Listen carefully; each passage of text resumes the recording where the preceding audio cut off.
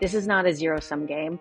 Like, we're all about connecting the right brands with the right 3PLs for them. Like, that's number one. So if anyone ever just wants to chat, like, that's what we do. This is the world that we're in. We want to create that very strong environment where it's a good relationship. Before we get started with the show, here's a quick word from our sponsor, Global Training Center. As trade compliance professionals, you want to make sure that your procedures and documentation are completed as correctly as possible to avoid any delays and possible fines. We provide a range of trade compliance courses that will fit your needs. From in-person or web training to recorded on-demand courses, we can train one or even thousands on your team through your learning platform or on our portal. We can even customize a private session for your team. Go to globaltrainingcenter.com to find out more. There's so much stuff happening, and it is unbelievable in transportation, supply chain, import-export compliance, logistics, everything else. The Trump administration has been in just actually not even a full 2.5 months yet. It's probably 2 months and a week, maybe. But all that to say, it has been a whirlwind. Whether you like Trump or not, it is just one of those things where everybody's had their best laid out plans, best budget, and whatnot, and everything is flipped upside down. Now, saying that, whenever there's unbelievable change, if you will, whatever, I've seen a lot of stuff, Lalo, that I know that folks are going, woe is me, or, oh, I can't believe this, whatever. I always look at it too. It's like, yeah, but where are the opportunities? I'm looking at some great opportunities out of all of this. But even from a training perspective, I guess Global Training Center and you guys over there have probably gotten inundated with what do I need to take so I can get a crash course in tariffs and whatnot. No, yeah, that's true. And what we do, and I like to tell people this, is that regardless of what is going on right now in trade, you're not going to understand it or you're not going to get through it if you don't know the foundation, if you don't have a good foundation built underneath it. In other words, if you don't know how to classify a product, or maybe you don't need to go to the extreme of classifying, but understanding the classification of a product, the tariff number, you're never going to get to the why or how they're imposing tariffs on products that you are importing, and what those root rates are, and additional rates, and additional rates, and so forth down the line. You kind of need to know that, and the good news is, like, that's what we've always taught. We teach you how to create that and make sure that you do have that good foundation, so that when things like this happen, you at least know immediately, oh, let me go look at the HTS for my tariff number and look at the other columns, not just the first column, and see what's going on with my additional duties or rates or tariffs, et cetera. I totally understand what you're saying, and all of us have been, just rather busy trying to address and help clients with stuff like that. And to that point, I will say to our listeners, folks, in the midst of a firestorm there or a heated battle, jump in the foxhole, keep your head down for a little bit. It's going to be okay. The sun will go down. It will come back up the next morning, and tomorrow's a new day, and we'll figure it out as we're going through with us. But we're going to get to talk to today with somebody that is leading a third-party logistics company, or a 3PL. I'm really looking forward to this. This is the first time I'm getting to meet Maggie Barnett, or Barnett, excuse me. Is it Burnett or Barnett? Okay. Please forgive me, because my memory is as long as a turtle's tail, and he told me what it was, and I've already messed it up. Barnett. All right. So Maggie Barnett, CEO of LVK, is it logistics or fulfillment? Okay. Okay. All right. This ought to be good, because this is an integral part where so many companies outsource this function, because some have taken it in house, and then it got to a certain point and they outsource it, then they take it, you get to a certain point and they take it back in house, and then they outsource it again. And then it's like, what are we in the business, fulfillment or selling the products that they're trying to sell? Thank you, Andy, Lalo. It's so nice to be here. Really excited to chat with you both. Thank you, Maggie. Well, before we get started, so I wanted to also mention, aside from being CEO of LVK, I also, of course, did all my little research and digging here, and I saw that you're also COO of Ship Hero, which I guess I come to find out Ship Hero is the parent company of LVK, or something like that is the structure. Maybe you might be able to explain that better. But Ship Hero is a technology company, right, that provides software in warehousing and logistics. I guess it's more warehousing. Excellent. Thank you so much. Again, my name is Maggie Barnett. Ship Hero, where I'm the COO. Ship Hero is a best-in-class WMS, IMS, OMS. So we help run warehouses. We're in about over 1,000 warehouses now in North America, some in Europe as well, in Australia. So it's great for pick, pack, and ship, guided put away, anything that you need to be more efficient in the warehouse. And then about 7 years ago, we thought, you know what can actually make this product, this tech better? And it's really being in more warehouses. So we opened up a 4PL. That's how we got started first, by just connecting some of our customers who are using our WMS. And then we said, you know what, to really understand the pain of the customer, we need to have our own 3PL. We need a proper fulfillment division. And so we started Ship Hero Fulfillment. We've gone from 0 packages to over 6 million a year, 7 warehouses across 1 million square feet in North America.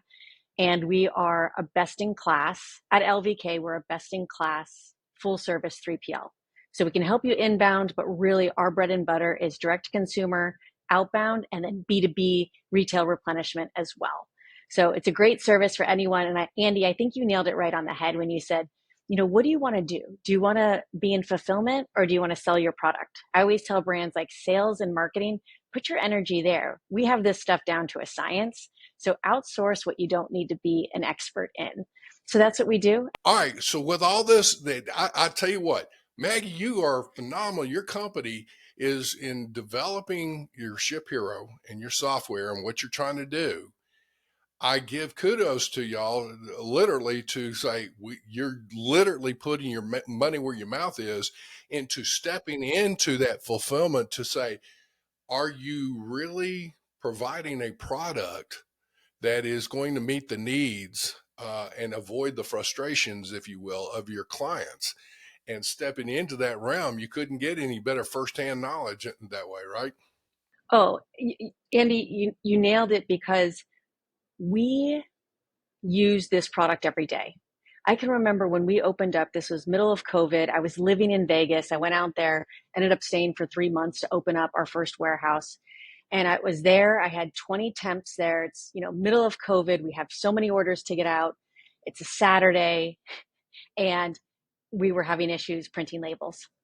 And I called up Aaron, I called up Russell, and I said, you guys, we have to fix this. Like, I have 20 people looking at me right now saying, what are we supposed to do?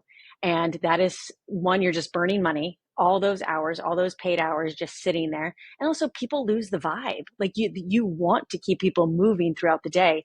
So being in those pressure cooker moments, having the true knowledge of what it feels like, not just the knowledge, like this is firsthand pain that we have understood. And it's made the product just accelerate so fast, and the iteration process so fast.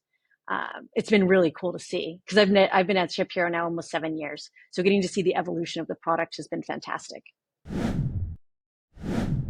Well, and the thing too is that you want people to be excited about your product, about your, the system and the processes, because it should be. And here's, in system development processes. Now, I'm not a programmer, but I was a system administrator. Yeah, Andy, it's so true. I'm glad that you've had that firsthand experience where you do have to do that translation, where a customer will say, I want this, and sometimes you think, okay, but what's the goal? Like, what is the goal? Because we might be able to get you there another way, and many times an engineer might just say, okay, I'll build it that way. without understanding the true goal, and also just user error, because people are people. So doing something 10,000 times a day versus 10 times a day is a very different motion. And I think that's what's so great. Many technology companies go into a customer, they do a design with them, say like, okay, yeah, these 10 packages worked. Well, we have to ship out 10,000 today. So will it work every time? When it breaks, how do we fix it? And it's been very inspiring getting to do it and just learning a lot. Well, and I'm sure the operations flourish. This is the tech side, though. This is where Lalo comes into play. Man, this guy runs circles around me as far as his knowledge on this. But Lalo, I like what I'm hearing so far in this. I want to get into some of the operations, but Part of what I've been noticing, Maggie, on your, I mean, I don't like to use that word that I was creeping, but I was researching. Let's call it that. I like researching. Researching is yeah, great. there I you was go. researching a lot of the. I did notice that you're talking a lot about the shift in supply chain strategy. You've been talking a lot about how we have been talking about since COVID, especially on what like supply chain resiliency, and we've been talking about how you need to have your backup if country A gets shut down because of COVID, and it could be some other situation, but back then or recently it's been because of COVID. How you need to have suppliers in other areas and everything. But Yeah, of course, Lalo. What we like to say, and again, everyone's different. Every brand has a different hierarchy of needs, whether it's speed, cost, quality, and where their product's made. So everyone kind of has their own analysis that they need to do. And the headline that I always like to really double down on is yet this idea of optionality over optimization. Because for COVID, we were just getting every package out that we could. Every package had to get out. And then there was kind of that, freight, cargo ships, all the rates were going up. Everyone was making money, right? In this industry, everyone was making money. Everyone kind of got a little lazy. And then all of a sudden the COVID bump kind of stopped. That bump started to slow down and everyone thought, optimize, optimize, optimize. I have to save every penny. And so you had private equity, the combination of private equity coming in and buying a lot of brands, and also this kind of end of the COVID bump. And people were scrambling to try to get profitable, and especially with very low volumes going out. And so they were just trying to do razor thin margins at every step of the way with no backup plan. Well, that's not how you can run your business anymore. You do need to have some optionality, and you shouldn't be trying to pinch every penny. Because what's that old saying, penny wise, pound foolish? Because you're going to have to end up airing something in. You're going to have to end up paying those tariffs. So being very flexible and, not trying to just over optimize, not having accountants. Sorry, accountants. I love my accountants and finance team, but like, we're logicians. Like, make sure that you can step up and say, it's not about always saving that penny. I'm trying to think about the next 3-5 years and our brand identity. And I loved how you started it out, Andy, with like, the sun will rise tomorrow. Like, we will get through this. There's going to be a lot. The resiliency muscle is being built big time right now because of all the changes in the whiplash. But that's the headline, Andy and Lalo, is, optionality over optimization and just being resilient. Well, to your point, let me jump in on that, because you're hitting on something. When you're trying to optimize, hence it's like the finance department is the bean counters are in control, right?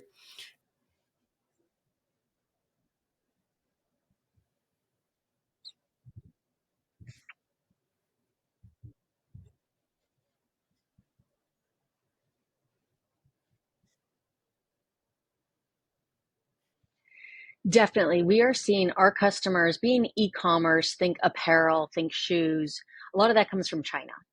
And over the last 6-12 months, people are going into Vietnam, Indonesia, Bangladesh, because one Section 321, the de minimis, was closed from China. So they already knew that that's one kind of, one strike against. So having multiple countries where you can produce items is key, because as we just saw about an hour and a half ago, these new tariffs are coming out, and they're big. And they're big, and they're different country to country. And that's where it comes down to as well. I know we were talking about the HST codes and what you qualify for. You have to be smart, and you have to go to experts around this, and having that redundancy, having multiple countries, and then even looking in the US, like depending on what it is, again, apparel, lightweight electronics, like there's certain things that are always going to probably be, or not always, but predominantly produced outside of the US. But getting those backup plans, we're seeing it across the board. They have multiple vendors, and they've been putting that in place for the last 6 to 12 months. I've seen where several years back, regarding, let's say, IT type products and programming, Ireland invested heavily into some developing, companies with IT backgrounds and whatnot. And then, you were talking about the footwear. Well, they're looking at Brazil again, and in Central and South America. Now, the one thing that has been an issue in Brazil is they changed their tariffs down there like crazy, having more domestic manufacturing for some of the products. Do you think that's going to make it a little easier for consistency in the supply chain coming up? I do. I think anytime you don't have to cross a body of water, you know, just the ships, the Houthis, the Suez, like all these things that are out of control sometimes, or not within our control, or can get so quickly backed up. Mm-hmm. Something doesn't run for 2 hours, we're backed up 2 weeks. Mm-hmm. So it's just, so I think the idea that if it is in, whether it's Canada, US, or Mexico, you are reducing risk just by taking that one element out of it. When you take distance out, there's one risk is removed. So I think that is like very interesting. And we're seeing, I have an example. I was talking to a friend who has, you guys know 23andMe, for, you can see like your genetics. They have the same thing for dogs. So you can see what the breed is. And they were originally sourcing the swabs from Canada. The potential 25% tariff came into place. That company that they were using in Canada was already setting up a new warehouse in Minnesota. So like it's happening like that. And it's the same, that company is now just going to source from the same original company, but now that company has set up a warehouse in Minnesota. It'll be quicker delivery times. I think the pricing will be around the same because they know it's better than a 25% tariff hit on it. Whether that happens or not, everything's in the air. But the idea is that the manufacturing facility was set up. Like it did incentivize behavior. And Maggie, and along those lines, you're talking about people, I guess it's companies reshoring and, bringing back to America and or establishing for the first time in the U.S. I know you being in the fashion, footwear realm because of your 3PL. I was looking at or trying to think of what about those that really can't do that. I mean, I'm talking about like H&M, Zara, Shein, who have fast fashion brands or products that their thing is manufacturing at a very low price and bringing it into the U.S. and sometimes taking advantage of that de minimis and or low tariff rates. But again, you just said right now we're about an hour and a half to 2 hours from the President Trump's announcement on his Liberation Day, and of course, there's still a lot to digest on that and decipher and figure out exactly how it's going to affect everybody. But how do you think those type of companies, and not necessarily limited to just the fast fashion, but I mean anything similar, how do you think they will be dealing with the reduction or cut of de minimis or any new tariffs that they might need to be dealing with? It's a great question on how like the Shein and Temu's, they are so big. They've, their first option was, okay, let's just set up, if you're going to stop the de minimis out of China, we're just going to set up our warehouses in Vietnam. We're going to set up our warehouses in Mexico, which they've done. They're setting up warehouses in the US. They are so big that they can they keep moving. What makes them so different is they were able to gain leverage with the de minimis. That was super helpful with their growth.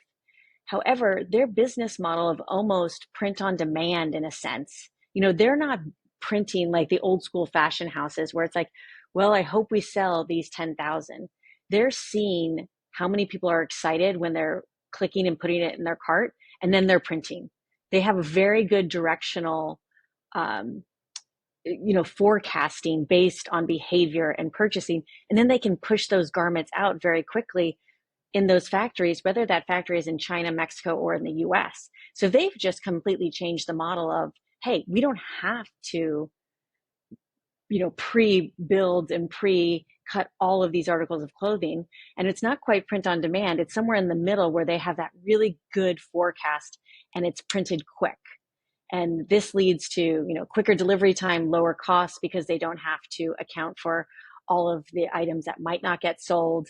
And it's also, better for the environment because you're not just, all those clothes that don't get sold aren't just getting burned, which is what happens a lot with fashion. So that's a whole business model chain. Like they are in a class of their own versus like the SMB mid-market apparel company. The downside, what they're doing and what's caused some consternation is the Uyghur Forced Labor Prevention Act that was addressing some of this, and the Sheins of the world literally just doubled down. They're using some of that type of forced labor in some of those regions, and the products are, like you said, they're shifting from China to other countries in the warehouses. So that's one of those that, again, trying to look at it and how are we doing it. I just still come back to, if somebody's in business, you're in a retail, especially in the apparel, it is, and I'd love to hear how you're able to track what you've got in your fulfillments and all that, and feeding that to these companies that your clients, because apparel changes. You find something hot, you got to jump on it because it's not going to be hot for very long. I don't know what my ignorance here is going to show, because I don't know how long the life cycle is on some of these garments, but I know that you got to move quickly. How do you handle that kind of deal to deal and compete with the Sheins and other companies like that? Andy, it's a great question. And we have created this hybrid model. So there's certain pieces of clothing that we would call evergreen. It's the range, like a trench coat, sweats, things that people are just kind of always going to have on hand, a big shawl, a scarf. They're not as trendy. They're just kind of like your basics, the white t-shirt, the black t-shirt, the navy pant, the navy blazer. Then there's capsules. So those are the quicker ones. Let's say an extra 2,000 SKUs might drop every month or every 3 weeks, which is what we're talking about, the fast fashion. With a hybrid model, you can ocean in with us your evergreen SKUs, not pay too much. We receive those as normal in the US, fulfill from the US. You can air in those capsule items, those very trendy items, and you can be taking pre-orders while they're being aired in. So it's on your website. You're sending us, 2,000 units. You're selling them as while the plane's landing. It gets to our dock, and we're just shipping those orders out right away. And if there's an evergreen item with it, we're just bundling it together. So you're not losing that 10 or 15 days of just like intake, put away. Those orders are going out same day. So you get the best of both worlds, and you can get more complicated by landing in a free trade zone and only clearing that every week versus every day, and kind of saving on some of those cash flow items. You can get creative around it. And that's what we've done to be able to have these mid-market apparel companies be able to compete with the Sheins and Temus. So that's kind of what we're looking at, is this hybrid fashion where you get a little bit of the best of both worlds. All right. So to that point, let me come back around again with the data that you're looking at. How often are you getting with your clients and just reviewing? Let's say, hey, let's just review the last 3 months or 6 months or whatever. What are the trends? What worked? What didn't work? I'm sure that they should be trying to bring you in on what their plans are so that you can prepare for that, maybe even advise on some of that kind of stuff. But when you're talking with your clients, what is it that you're showing them and working with them? And then second to that is what's been the latest in the last, say, 2 weeks of conversations? There's so much that is exciting about our clients, and we have a diverse client set because we do shoes, we do CPG, we do Momofuku noodles, so supplements. So each customer has kind of a different peak season, right? Most are hitting around Q4, but those discussions are layered throughout the year. So at the very minimum, we're talking, the key accounts director is talking to them on a weekly basis. I'm talking to all customers on a quarterly basis, if not more often when big things are hitting. The biggest thing right now is where to position their inventory. And it could be because of tariffs or just their growth. So we have 2 warehouses in Canada, 5 in the US. Part of the meetings that we have with them, we might say, hey, can you bulk up on inventory? Because we have all of your inventory in Las Vegas. You ship 5 pounds. 60% of the population is the Northeast. If we could move half of that, if not 60% of it in bulk over to our Pennsylvania location, you're going to be saving a ton on shipping. So we go to them with those ideas of, hey, you could add a third node. Why don't you put some stuff in Jacksonville? We see that the Southeast is really hot right now for your products.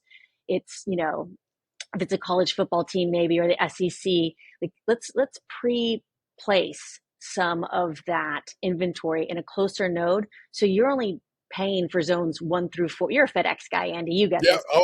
I'm sitting here get going, yeah. to our finance people, folks, listen, and if you're in logistics or transportation, sourcing, whatever, listen to what Maggie is telling you. When you're trying to go and trying to, well, we need to negotiate these contracts and the margins are, razor thin, as you just said. Listen, you don't want to have your vendor barely make a buck here. I mean, seriously, it's because they got to invest in their own people and equipment. This is where a vendor comes into play and becomes more than just a vendor, but more of a success partner, I'll say, in helping you. And this is where that expertise comes into play, where, yes, this is how you can do a win-win and all of that. So this is, Maggie, this is fantastic. I'm loving it. And I love it because they're saving money, right? They're saving money. Then they can put that into marketing. And then, hey, guess what? We have more orders. And then LVK can ship more orders. So all the boats rise. And I think it's having that idea of long-term vision where, we're a profitable 3PL, where a lot of these tech-enabled 3PLs have just taken on so much debt and they're just subsidized. We are all about being profitable. We're about long-term commitments. We want to sign 2 and 3 year deals because we want to be able to invest in that partnership and start to plan with them. And it makes it more fun. Like, honestly, you know what I mean? Like, I don't want to be in a commodity business and it can feel like a commodity, but I say, you don't have to make it a commodity. We can grow together and create that value. And so some of that demand gen and placing inventory closer, maybe helping with a partner open up the European market so they can sell more. We'll still ship directly from our warehouses in the US, but like testing out to see if something can work over there. So giving them other revenue opportunities and then also saving costs is what we try to do every time we meet with them because we want them to be successful. Let's say, okay, Maggie, you're impressive. This is your company. I'm all excited. Now, I want to set up a meeting. What are maybe the 3 top things or whatever that you could say to prepare for this? Here's what we would highly recommend you do to make it as productive as possible. It's a great question, Andy. So when brands, because I talk to brands all day long, whether they want to work with LVK or I place them with a lot of our Ship Hero 3PL customers, because this is a big pie. This is not a zero-sum game. Like, we're all about connecting the right brands with the right 3PLs for them. Like, that's number one. So if anyone ever just wants to chat, like, that's what we do. This is the world that we're in. We want to create that very strong environment where it's a good relationship. What you need to understand is really what you care about with your customer. What is your customer's expectations? And that comes down to first SLA. Does it need to be there in 1 day, 2 day, 5 days, 7 day? Because many times, if you're already selling on Amazon, they can get it 2 days there. Maybe then your strategy, customers who come directly to my website will do it in 5 days or 7 days. And that's okay because it's on subscription. So really understand your ideal customer profile as a brand and what they need on those SLAs. because certain 3PL providers can do that better. The second piece to that is, what is the carrier SLA that you're signing up for? Because that comes into cost. If you want something, again, FedEx, if it's going zone 8 and you want it there the next day and it's 10 pounds, that's pricey. So the expectation might be, you know what? I have a 10-pound package. I need this spread across the US and I want to do everything ground. It's okay for 2 to 3 days because I don't want to be paying such a multiple on that. So the service level agreement on time to fulfill the order by the 3PL, and then what carrier they're going to give, then what the carrier SLA is, meaning once it hits that truck, when do you expect it at your end customer's door? That to me is like really just level setting in what the expectations are. I guess the other question I would have is, when you're sitting down with somebody, do you like to meet with, I guess, the sourcing folks, or would you prefer to have a meeting that has your customer service, your systems, your, let's say your logistics and your transportation and all those different factions in there? Is that a more productive meeting for you that way, or keep it simple? I think the first meetings are just kind of keeping it simple to make sure the initial pricing expectations are in the ballpark. Then we bring everyone in, because our key accounts, our customer service, our tech integrations, if there's some very bespoke ERP, I don't want to agree to something that I don't really understand. And Andy, if there's something around an ERP and some sort of data exchange, I'm going to have my team there. I don't want to be promising something we can't deliver. So when it gets into that second or third meeting, we bring the whole team in to make sure that there's alignment across the board. Well, and your counterparts, the customer service of the client, it's like, when their client, their end customer is like, where's my package, or where's my garment, or where's whatever, you're feeding them data that they got to have. And that's where Fred Smith, made the statement when it came into the transportation, is that the information about that shipment or package a lot of times is more important than the package itself, because people are making plans based on when you can deliver it. Hey, I'm going out on vacation or out on a hot date, and I was really wanting to have this garment. Where is it? So do I have to go look for something else or whatever? So agreed. That visibility is, people just want an answer. And we have the tech in our portal.